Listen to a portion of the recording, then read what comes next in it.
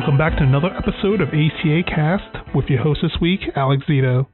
ACA Cast is the official podcast of ACA International, the leading voice of the accounts receivable management industry.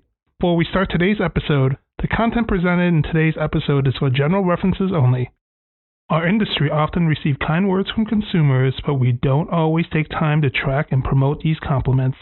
Here's a conversation with ACA Collector Magazine Managing Editor Ann Rosso May and ACA member Kenlyn Gretz as they discuss what to do about consumer compliments. Enjoy! Today we're talking about the value of tracking and promoting the positive feedback that your company gets from consumers. I'm sure anyone outside of the accounts receivable management industry would be surprised to hear that collection professionals get compliments from consumers, but they do, and quite often. Whether it's helping a consumer untangle a complicated healthcare bill or just taking the time to respond compassionately to a consumer's struggles, ACA International members regularly hear kind words from the people they service. I've reported on this topic a few times for Collector Magazine, and today I'm joined by Kenlyn Gretz, President and CEO of AmeriCollect, a healthcare-focused accounts receivable management company based in Wisconsin. AmeriCollect has developed a customer service approach they call ridiculously nice collections, which is designed to improve patient satisfaction, and I'd have to believe is part of the reason they hear so many kind words from consumers. Thanks for joining us today, Kenlyn. Well, thanks, Ann. Happy to be here. Happy to be promoting how to change our industry by being ridiculously nice to consumers. Fantastic. So we can start, and can you tell me what kind of positive feedback your agents get from consumers? We hear a lot of, I was afraid to call. We hear compliments about, oh my goodness, you're helping me solve my insurance problem.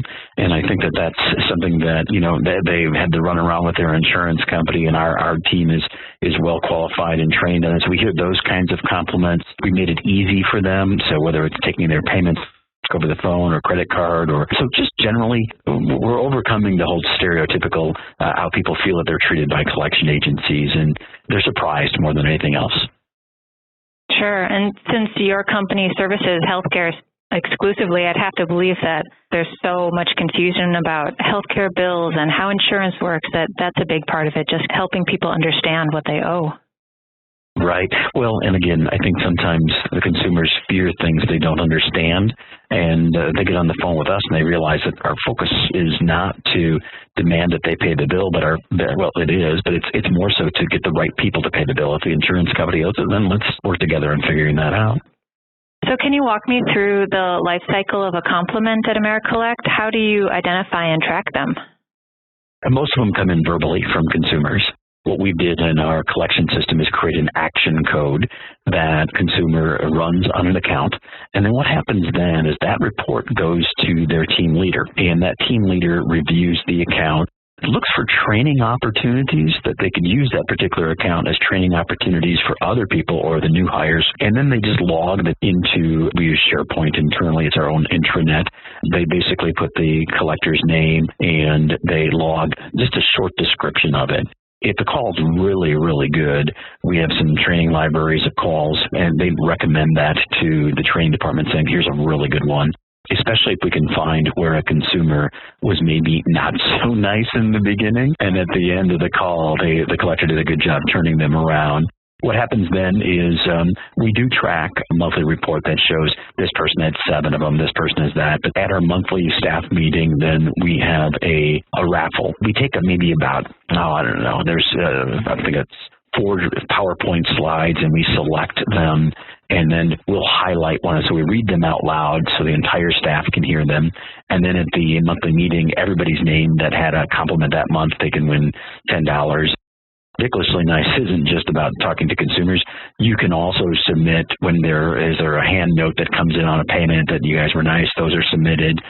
If a client or even a vendor or maybe even a regulator, so anybody can submit it. It's not just collectors on the phone. It's interesting. We're embracing being ridiculously nice to each other also. So it's not necessarily part of any of their annual performance review, but their team leader certainly knows about it because they're the one that's listening to the phone call to see how it went. So why do you think it's so important to celebrate the compliments in your company? Our entire industry is changing, and while we've, trademarked ridiculously nice collections, I think most collection agencies that belong to ACA International are really making a concerted effort to change our image. And when you focus on this and you promote it within your organization, it sets a standard that, hey, it's easy to say, you weren't very nice to that person. It's such a challenge because oftentimes consumers are not nice to our staff. More so, we really look at those collectors that can take an upset customer and turn them into somebody that might even post a Google review.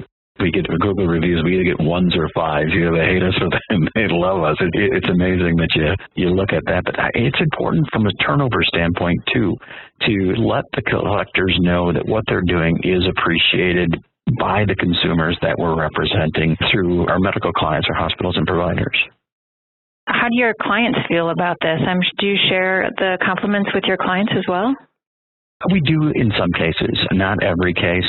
What we do is we share them with our salespeople, and our salespeople use them as tools to maybe open up a conversation if they're meeting with a client every other month or something like that, saying, hey, we just had a really nice compliment on one of your accounts. I wanted you to know. All of our clients, no matter who you are, they're busy doing their job. They're seeing a decrease in complaints back on their end, but we haven't done a ton with it. We use a speech analytics tool, and so we've created a ridiculously nice score. That particular score we do share with our clients, and so they see that metric, but we don't share the specific compliments unless the salesperson feels it's necessary. If maybe a client might have a doubt of whether or not, that we are being nice. It's probably something we could expand upon. So it's a good idea, Ann. Well, great. You do, I know, publish the compliments that your staff receives on your website. Can you tell me why you decided to do that? Yeah, I think we started doing that, I don't know, maybe about 2-3 years ago. Yeah, I think so. It was just an idea I had. There was two purposes behind it. One was, we put our collectors' first names up there. Olivia was wonderful, helped me in my time of need. Well, and so we thought it'd be kind of cool from a coworker standpoint to see their name up there. And I don't know how many of them, we don't have any consumer names. Usually Hannah was a very helpful and a good listener. And so that was an excerpt of a compliment. So it's one of those where stated every single month. So it's something that's important to us. It's a part of our rigor. It's a part of our procedure. Can't say that I've heard employees say, oh, I made it on the website, but, I hope that happens. But so that's why we decided to do it, is to put your money where your mouth is. Ridiculously Nice Collections is not just a slogan. It's ingrained in our own DNA.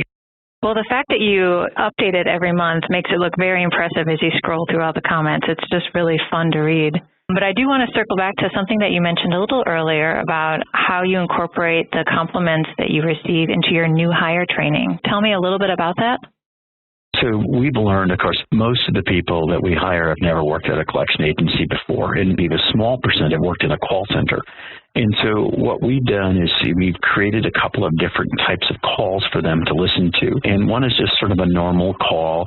Another one is a very negative call where the consumer is not happy, but yet the collector sort of deals with it. And then we'll play a compliment call where we can end the conversation with a potential new hire and say, hey, listen, so if you get really good at this, and if you follow the dialogue that we're training you on how you can start getting compliments. And how enjoyable is that when you end your day or you have a couple of compliment calls?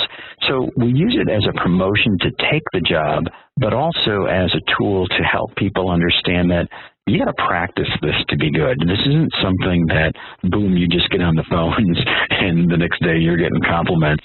There's a skill set to be able to have that professional, being ridiculously nice, and also deal with sometimes abusive consumers. Not always, but I mean, anybody in the industry knows that sometimes consumers are much nastier than any other collection agency would think of doing.